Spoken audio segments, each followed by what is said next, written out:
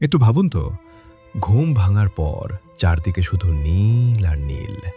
কোনো ডাঙা নেই, কোনো জাহাজ নেই, আছে শুধু আপনি, একটা ছোট নৌকা আর রাক্ষুসে প্রশান্ত মহাসাগর। এটা কোনো সিনেমার গল্প নয়, হোসে সালভাদর আলভারেঙ্গার জীবনে নেমে আসা এক ভয়ঙ্কর দুঃস্বপ্ন ছিল এটি। ঘটনার শুরুটা ২০১২ সালের নভেম্বর মাসে। মেক্সিকো থেকে সাধারণ মাছ ধরার ট্রিপে বেরিয়েছিলেন হোসে, কিন্তু এক প্রলয়ঙ্করী ঝড় তার নৌকা তছনছ করে দেয়, ইঞ্জিন নষ্ট করে ভাসিয়ে নিয়ে যায় অজানা গভীর সমুদ্রে।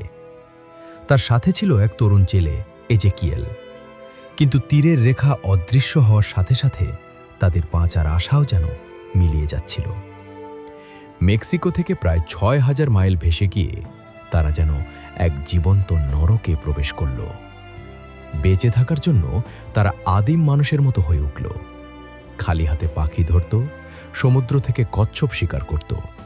তেষ্টা মেটাতে বৃষ্টির পানি, কচ্ছপের রক্ত, এমনকি নিজেদের প্রস্রাবও পান করতে হয়েছে তাদের। মর্মান্তিক ব্যাপার হল, এজেকিয়েল এই কাঁচা খাবার আর হতাশা সহ্য করতে পারল না। না খেয়ে সে মারা গেল, আর সেই নিস্তব্ধ সমুদ্রে হোসেকে সম্পূর্ণ একা রেখে গেল। ১ বছরেরও বেশি সময় ধরে হোসে ভাসতে থাকলেন। তার পরনের কাপড় পচে গিয়েছিল, কড়া রোদে চামড়া ঝলসে গিয়েছিল। বাঁচার আশায় তিনি চোখের সামনে ভুল দৃশ্য দেখতেন।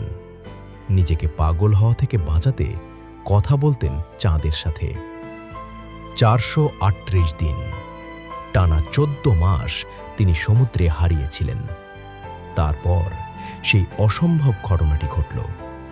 দিগন্তে এক টুকরো সবুজের দেখা মিলল, মার্শাল দ্বীপপুঞ্জ। যখন তিনি তীরে পৌঁছালেন, তাকে দেখতে লাগছিল বন্য ভূতের মতো।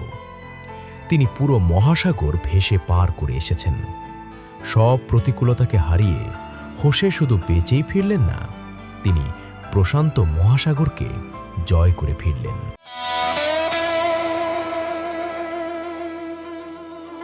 Almost gone.